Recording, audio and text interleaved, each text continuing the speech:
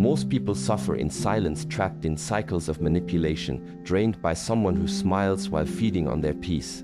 But the moment you speak one sentence with clarity and stillness, the game ends.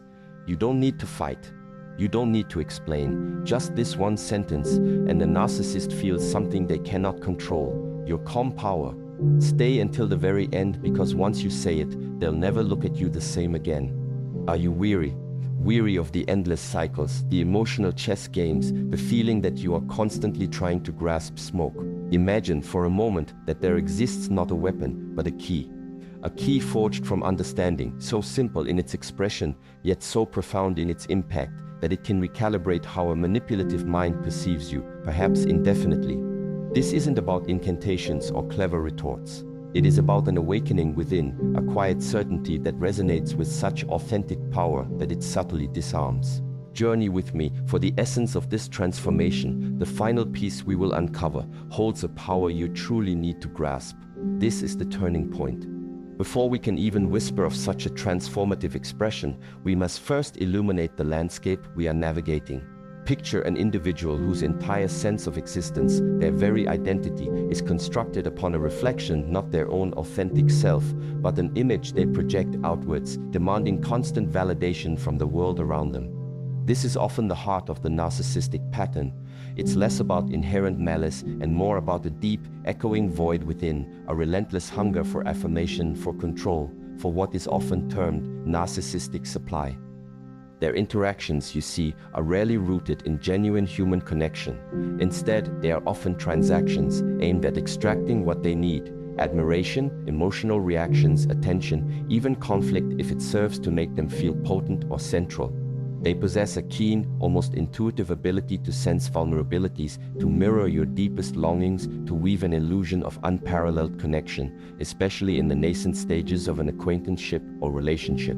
This is the idealization phase, a meticulously crafted lure designed to make you reliant on their perceived perfection and devotion. Yet, this elaborate structure is astonishingly fragile, because it is not founded on the bedrock of self-acceptance. Any perceived challenge to their carefully curated self-image, any withdrawal of your undivided attention, any hint that you see beyond the mask, can provoke a disproportionately intense reaction. This isn't a display of strength on their part. It is the desperate defense of a precarious and hollow identity.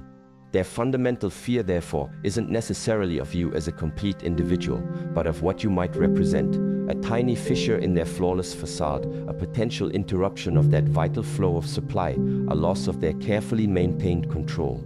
Grasping this dynamic is the foundational step. We are not seeking to combat darkness with more darkness, but to understand the nature of the shadow itself.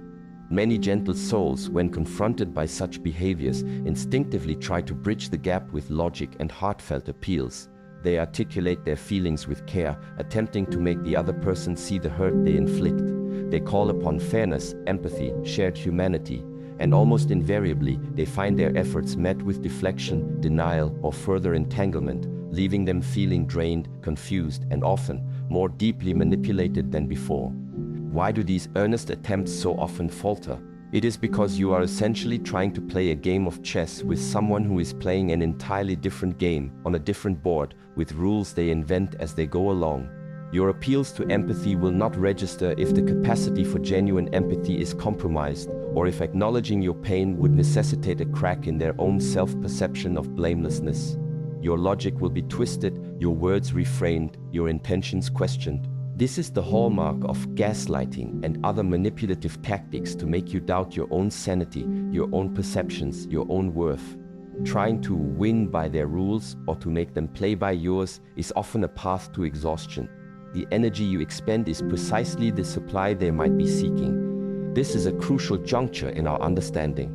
Recognizing the futility of these old patterns of engagement is not an admission of defeat, but the dawn of a new strategy. What if the most powerful move isn't a move at all, in the traditional sense? What if the real power lies not in what you say to them, but in what you come to understand for yourself? This internal shift is where the true alchemy begins, and it's leading us directly to the core of lasting change. The patterns of the past can be broken, but it requires a different kind of sight.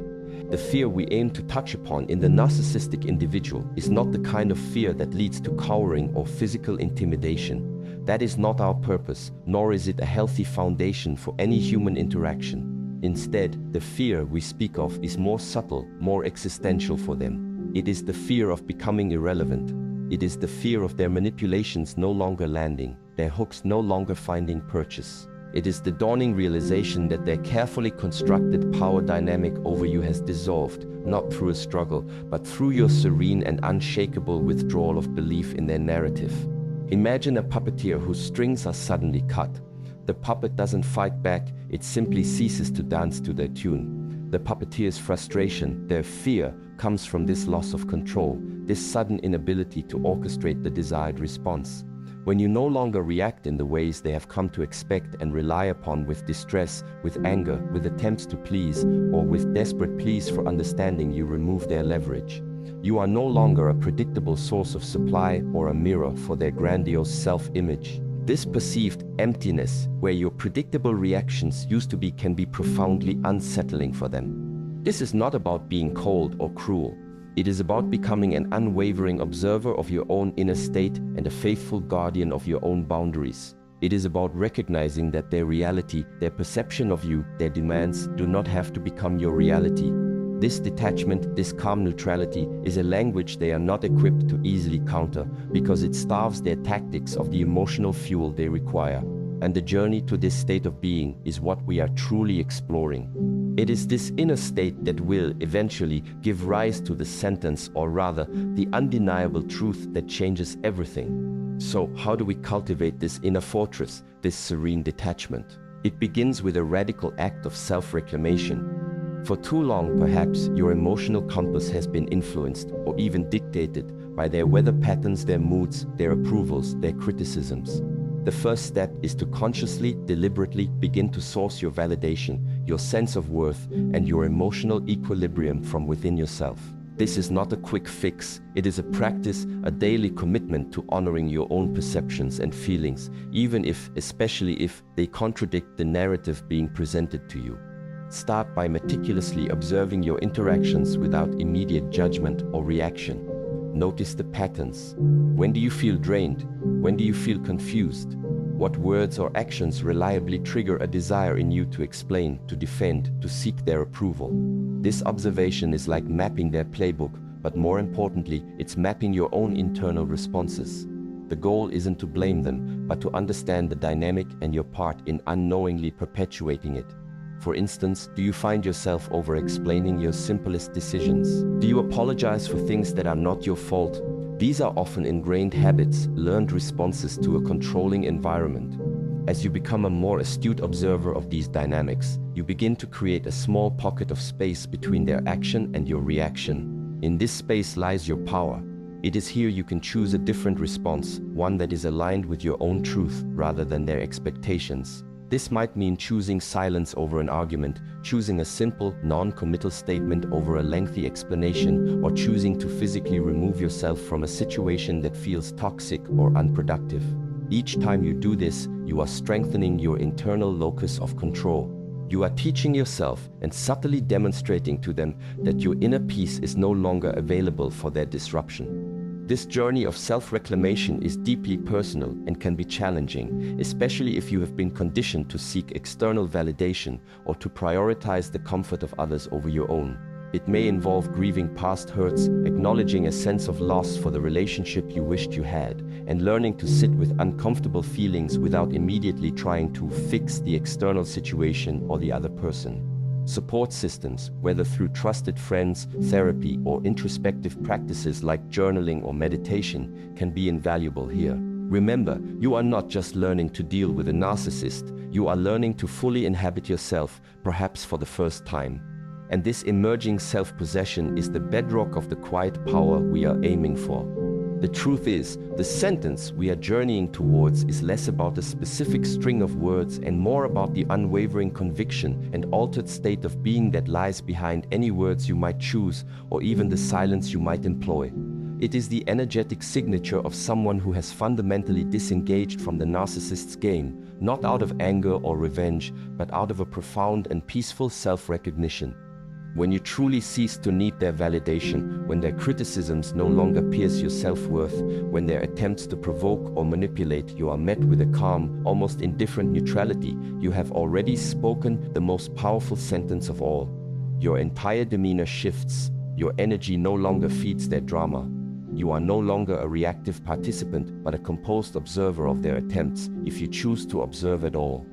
This state of being is what they fear, the loss of their influence, the undeniable evidence that their tactics are no longer effective on you. This doesn't mean you become emotionless or unfeeling. Quite the opposite. You become more deeply connected to your own authentic emotions, your own needs, your own values. You simply stop allowing their emotional weather to dictate your internal climate. You are no longer a pawn in their psychological chess game. You've in essence gracefully excused yourself from the board. Their moves, once so impactful, now land in an empty square. This shift can be profoundly disorienting for someone whose entire strategy relies on predictable emotional responses from others. Think of it like this. A storm rages, expecting to uproot trees and flood landscapes. But you are no longer a tree standing defiantly in its path, nor are you a low-lying field. You have become like the deep ocean, which absorbs the surface tempest without its fundamental nature being disturbed. The storm may still rage, but it no longer has the same devastating effect on you. This internal transformation is the precursor to any verbal expression that might follow, and it is this transformation that carries the true weight. We are getting closer to understanding how this internal state finds its voice, a voice that resonates with undeniable clarity. So, if this internal state of detached self-possession is the true power, what then is the sentence itself? It is any statement, or even non-statement, that clearly and calmly communicates your disengagement from their reality and their control, delivered from this place of unwavering inner peace. It's not aggressive, it's not a challenge, it's a simple, factual reflection of your new internal boundary. Examples might include, "I see things differently," said calmly, without needing to elaborate or defend your view. "I'm no longer going to discuss this with you." When a conversation becomes circular, abusive, or manipulative, your perception of me is not my reality. A powerful affirmation of your self-definition. I will not participate in this dynamic. When you recognize the old game starting, or very often, the most powerful sentence is simply silence, a calm, unwavering refusal to be drawn into their drama, their accusations, or their demands for a reaction. This is not the silent treatment used as a manipulative punishment. It is a conscious, peaceful withdrawal of your energy from an unhealthy interaction. The key is not the precise wording, but the energy behind it. If these words are spoken from a place of anger, fear, or a desire to win, they will likely still provide the narcissist with a form of supply your emotional reaction. But when spoken from a place of genuine detachment, from a quiet knowing that you are complete and sovereign within yourself regardless of their opinion or actions, the impact is profoundly different.